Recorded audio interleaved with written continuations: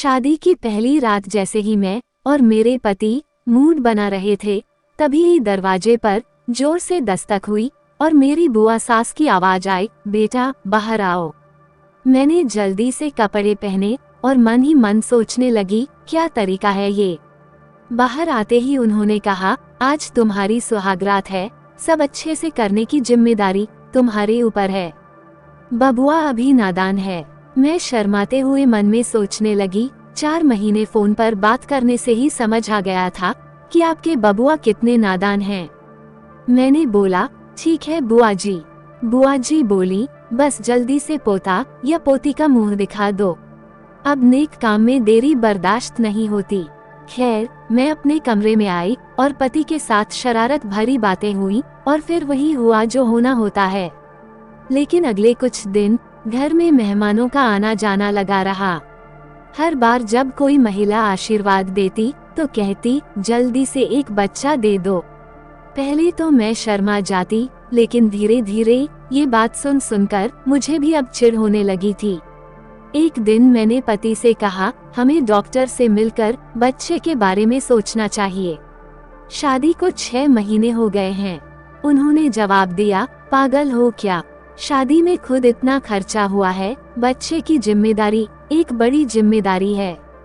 जो कोई बोल रहा है बोलने दो, एक कान से सुनो और दूसरे कान से निकाल दो।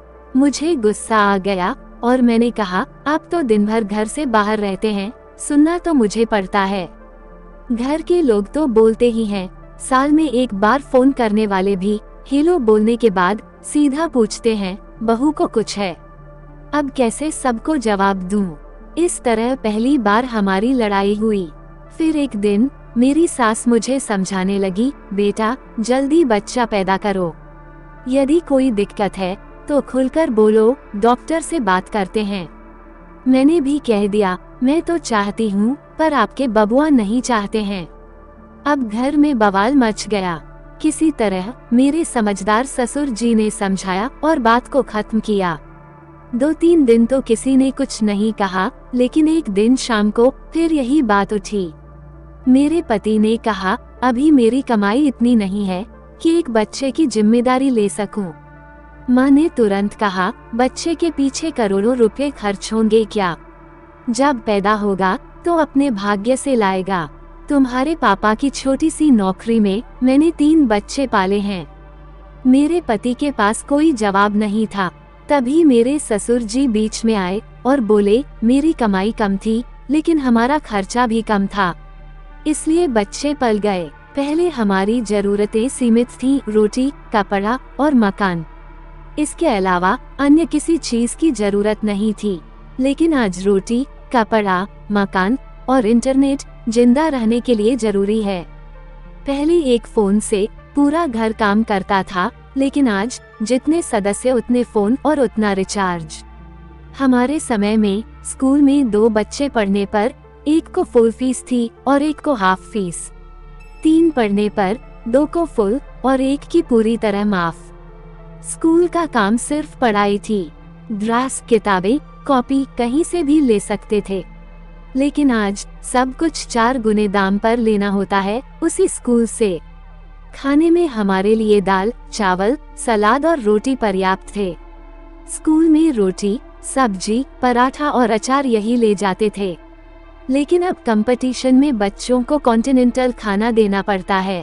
पहले साल में 1-2 बार बाहर खाना खाते थे और आज हफ्ते में 2 बार बाहर खाया जाता है। पीने का शुद्ध पानी कुएं से मिलता था, लेकिन आज पानी भी खरीद कर पीना पड़ता है। बुखार हो या सर्दी जुकाम, तेल मालिश करते ही बच्चे ठीक हो जाते थे। लेकिन आज छींक आने पर भी डॉक्टर स्पेशल केस में बच्चों को डाल देते हैं और हजारों का बिल बनाते हैं। एक ऑटो रिजर्व करके पूरा शहर घूम लेते थे, आज घर के एक सदस्य को मोटरसाइकिल चाहिए। साइकिल से कोई चलना नहीं चाहता। शांति, समय की बात है। बबुआ अभी बच्चा नहीं चाहता क्योंकि उसे आज की सच्चाई पता है। महंगाई ज्यादा नहीं हुई है, बल्कि हमारे खर्चे बढ़ गए हैं। इसलिए उसे समय दो, थोड़ा सेविंग करने का। बबुआ, तुम इस बात का ध्यान रखो कि बाप बनने से पहले अच्छा पैसा कमाओ। एक बच्चा पैदा करो लेकिन उसकी परवरिश अच्छी करो, और सबसे जरूरी, समय रहते बच्चा पैदा करो, नहीं तो पता चला कि तुम्हारी रिटायरमेंट की उम्र हो रही है और तुम्हारा बच्चा 10वीं की परीक्षा दे रहा है। उस दिन के बाद से घर में दोबारा बच्चे को लेकर चर्चा नहीं हुई और मेरे पति भी समझ गए। 2 साल बाद हमें एक बेटी हुई जिसकी परवरिश हम सब मिलकर करते हैं।